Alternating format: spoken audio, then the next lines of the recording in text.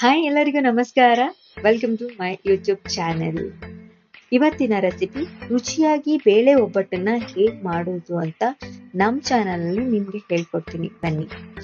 ಇನ್ನೂ ಯಾರೆಲ್ಲ ನಮ್ಮ ಚಾನಲ್ನ ಸಬ್ಸ್ಕ್ರೈಬ್ ಮಾಡಿದ್ವೋ ಸಬ್ಸ್ಕ್ರೈಬ್ ಮಾಡಿ, ಹಾಗೆ ಲೈಕ್ ಮಾಡಿ, ಶೇರ್ ಮಾಡಿ. ಬೇಳೆ ಒಬ್ಬಟ್ಟನ್ನ ಮೃದುವಾಗಿ ಹೇಗೆ ಮಾಡೋದು ಅಂತ ನಾನಿವತ್ತು ನಮ್ಮ ಚಾನಲಲ್ಲಿ ತೋರಿಸ್ಕೊಡ್ತೀನಿ. ಬನ್ನಿ, ಬೇಳೆ ಒಬ್ಬಟ್ಟನ್ನ ಹೇಗೆ ಮಾಡೋದು ಅಂತ ನೋಡೋಣ.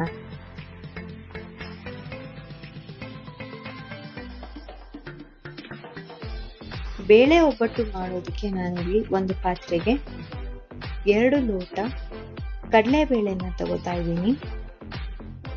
ಕಡಲೆಬೇಳೆನ 2 ಲೋಟ ತಗೊಂಡಿದ್ದೀನಿ. ಇಲ್ಲಿ ನೋಡ್ತಾ ಇರ್ಬೋದು ನೀವು. ಇಲ್ಲಿ ಇದನ್ನ ಚೆನ್ನಾಗಿ ವಾಶ್ ಮಾಡ್ಕೋಬೇಕು. 3 ರಿಂದ 4 ಸಲ ವಾಶ್ ಮಾಡ್ಕೊಳ್ಳಿ ಕಡಲೆಬೇಳೆನ ಚೆನ್ನಾಗಿ. ನಾನು ಕೂಡ ಇಲ್ಲಿ ಚೆನ್ನಾಗಿ ವಾಶ್ ಮಾಡ್ಕೋತಾ ಇದ್ದೀನಿ. 3 ರಿಂದ 4 ಸಲ ವಾಶ್ ಆದ ನಂತರ ಇದಕ್ಕೆ ಸ್ವಲ್ಪ ನೀರು ಹಾಕಿ ಬೇಯೋದಕ್ಕೆ ಇಡೋಣ. ಕಡಲೆಬೇಳೆ ಚೆನ್ನಾಗಿ ಬೇಯಬೇಕು. ಸೊ ನೀರ್ನ ಫುಲ್ ಆಗಿ ನೀರು ಹಾಕಿ ಒಂದು 20 ನಿಮಿಷ ನಾನು ಚೆನ್ನಾಗಿ ಬೇಯಿಸಿದ್ದೀನಿ. ಕುಕ್ಕರಲ್ಲಿ ಹಾಕಿದ್ರೆ ತುಂಬಾ ಮೃದು ಆಗೋಗುತ್ತೆ. ಅದಕ್ಕೋಸ್ಕರ ನಾನಿಲ್ಲಿ ಪಾತ್ರೆಯಲ್ಲಿ ಬೇಯಿಸ್ಕೊತಾ ಇದ್ದೀನಿ. ನೋಡ್ತಾ ಇರ್ಬೋದು ನೀವಿಲ್ಲಿ ಈ ತರ ಚೆನ್ನಾಗಿ ಬೇಯಿಸ್ಕೊಬೇಕು. ಕಡಲೆಬೇಳೆ ಚೆನ್ನಾಗಿ ಬೆಂದಾಗ ಮಾತ್ರ ಹೂರ್ಣ ತುಂಬಾ ಟೇಸ್ಟಿಯಾಗಿ ಬರುತ್ತೆ. ಸೊ ನಾನಿಲ್ಲಿ ಚೆನ್ನಾಗಿ ಕಡಲೆಬೇಳೆನ ಬೇಯಿಸ್ಕೊತಾ ಇದ್ದೀನಿ. ಇವಾಗ ಇದು ಚೆನ್ನಾಗಿ ಬೆಂದಿದೆ. ಬೇಳೆ ಇವಾಗ ಚೆನ್ನಾಗಿ ಬೆಂದಿದೆ, ನೋಡ್ತಾ ಇರ್ಬೋದು. ನಾನಿಲ್ಲಿ ಶಿಫ್ಟ್ ಮಾಡ್ಕೊಂಡಿದ್ದೀನಿ ಒಂದ್ ಕಡೆಗೆ. ಇದಕ್ಕೆ ನಾನು 2 ಕೊಬ್ಬರಿನ ತಗೊಂಡಿದ್ದೀನಿ. ನೀವು ಕಾಯಿನೂ ಕೂಡ ಹಾಕ್ಬೋದು, ಹಾಗೆ ಕೊಬ್ಬರಿನೂ ಕೂಡ ಹಾಕ್ಬೋದು. ಚೆನ್ನಾಗಿ ಬೆಂದಿರುವಂತ ಬೇಳೆನ ನಾನಿಲ್ಲಿ ರುಬ್ಬೋದಕ್ಕೆ ಹಾಕೋತಾ ಇದ್ದೀನಿ. ನಾನಿಲ್ಲಿ ಗ್ರೈಂಡರ್ ಯೂಸ್ ಮಾಡಿದ್ದೀನಿ.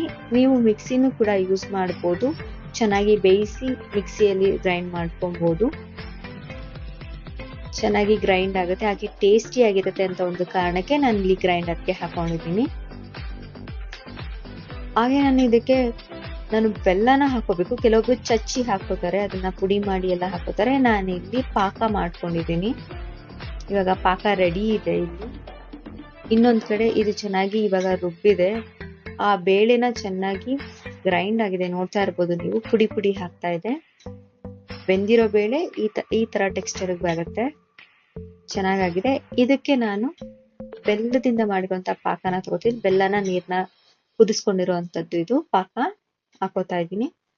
ಕೆಲವೊಬ್ರು ಅದನ್ನ ಚಚ್ಚಿ ಹಾಕೋತಾರೆ. ಇಲ್ಲಿ ಕಲ್ಲು ಸಿಗ್ಬಾರ್ದು ಅನ್ನೋ ಒಂದೇ ಒಂದು ಕಾರಣಕ್ಕೆ ನಾನು ಈ ತರ ಹಾಕೊಂಡಿದ್ದೀನಿ. ಈಗ ಬೇಳೆ ಹೂರ್ಣ ರೆಡಿ ಆಗಿದೆ, ನೋಡ್ತಾ ಇರ್ಬೋದು. ಇದಕ್ಕೆ ನಾನು ಹಾಕೋತಾ ಇದ್ದೀನಿ. ಕೊಬ್ಬರಿ ಹಾಕೊಳ್ಳೋಣ. 2 ಕೊಬ್ಬರಿ ತಗೊಂಡಿದ್ದೀನಿ. ನೀವು ಕಾಯಿನೂ ಕೂಡ ಯೂಸ್ ಮಾಡ್ಕೋಬಹುದು, ಕೊಬ್ಬರಿನೂ ಯೂಸ್ ಮಾಡ್ಬೋದು. ಎರಡೂನು ತುಂಬಾ ಟೇಸ್ಟಿ ಆಗಿರುತ್ತೆ. ಸೊ ನೀವು ಯಾವ್ದು ಬೇಕಾದ್ರೂ ಯೂಸ್ ಮಾಡ್ಕೋಬಹುದು. ಇಲ್ಲಿ ಕೊಬ್ಬರಿನ ಯೂಸ್ ಮಾಡ್ಕೊಂಡಿದ್ದೀನಿ. ಇದನ್ನ ಚೆನ್ನಾಗಿ 2 ರಿಂದ 3 ನಿಮಿಷ ಚೆನ್ನಾಗಿ ಗ್ರೈಂಡ್ ಮಾಡಕ್ ಬಿಡೋಣ. ಇವಾಗ ಇದು ರೆಡಿ ಆಗಿದೆ ಹೂರ್ಣ. ಒಂದು 2 ರಿಂದ 3 ನಿಮಿಷ ರುಬ್ಬಿದ ನಂತರ ರೆಡಿ ಆಗಿದೆ. ಇನ್ನೊಂದು ಕಡೆ ಕಂಕಣ, ಇದು ಮೈದಾ ಹಿಟ್ಟಿನಿಂದ ಮಾಡ್ಕೊಳ್ಳುವಂಥದ್ದು. ಅದನ್ನ ರೆಡಿ ಮಾಡ್ಕೊಳ್ಳೋಣ. ಇದಕ್ಕೆ ಸ್ವಲ್ಪ ಅರಿಶಿನ ಹಾಗೆ ಸ್ವಲ್ಪ ಉಪ್ಪು ಹಾಕೋತಾ ಇದೀವಿ. ಉಪ್ಪನ್ನ ಯಾರು ಯೂಸ್ ಮಾಡಲ್ಲ. ನಾವ್ ಏನಂದ್ರೆ ಮೈದಾ ಹಿಟ್ಟು ಟೇಸ್ಟ್ ಇರಲ್ಲ ಅನ್ನೋ ಒಂದೇ ಒಂದು ಕಾರಣಕ್ಕೆ ಉಪ್ಪು ಹಾಕೊಂಡು ಕಲ್ಸ್ಕೊತಾ ಇದ್ದೀನಿ. ಇದನ್ನ ಚೆನ್ನಾಗಿ ಮಿಕ್ಸ್ ಮಾಡ್ಕೊಳ್ಳೋಣ. ಮಿಕ್ಸ್ ಆದ ನಂತರ ನಾನಿಲ್ಲಿ 1 ಕಪ್ ಮೊದಲಿಗೆ ಹಾಕೋತಾ ಇದ್ದೀನಿ. 1 ಕಪ್ ಮೈದಾ ಹಿಟ್ಟನ್ನ ಹಾಕೋತಾ ಇದ್ದೀನಿ. ಇದಾದ ನಂತರ ಇದಕ್ಕೆ ಚಿರೋಟಿ ರವೆನ ಹಾಕೋತಾ ಇದ್ದೀನಿ. ನಾನಿಲ್ಲಿ 4 ಸ್ಪೂನ್ ಚಿರೋಟಿ ರವೆನ ಹಾಕೋತೀನಿ. ಇದಾದ ನಂತರ ನನಗೆ ಇನ್ನೂ ಬೇಕಾಗಿರೋ ರೀಸನ್ಗೆ ನಾನು ಇನ್ನೂ ಸ್ವಲ್ಪ 1/4 ಕಪ್ ಮೈದಾ ಹಿಟ್ಟನ್ನ ಹಾಕೊಂಡು ಕಲ್ಸ್ಕೊತಾ ಇದ್ದೀನಿ. ಹಾಗೆ ಚಿರೋಟಿ ರವೆನೂ ಕೂಡ ನೀವು ಎಕ್ಸ್ಟ್ರಾ ಬೇಕು ಅಂದ್ರೆ ಹಾಕೋಬಹುದು. ಅದಕ್ಕೆ ಎಣ್ಣೆನ 4 ಸ್ಪೂನ್ ಎಣ್ಣೆನ ಹಾಕೊಂಡು ಚೆನ್ನಾಗಿ ಮಿಕ್ಸ್ ಮಾಡೋಣ. ಮೇನ್ ಇಲ್ಲಿ ನಾವು ಹೋಳಿಗೆ ಮಾಡ್ಬೇಕಾದ್ರೆ ಮೇನ್ ಆಗಿ ಇದನ್ನ ಚೆನ್ನಾಗಿ ಕಲ್ಸ್ಕೊಂಡ್ರೆ ಹೂರ್ಣ ಮತ್ತು ಕನಕ ಎರಡೂನು ಚೆನ್ನಾಗಿ ಮಿಕ್ಸ್ ಆಗಬೇಕು. ಅದು ಟೆಕ್ಸ್ಚರ್ ಚೆನ್ನಾಗಿ ಬರಬೇಕು ಅಂದ್ರೆ ಇದನ್ನ ಚೆನ್ನಾಗಿ ಕಲಸಿಟ್ಕೋಬೇಕು.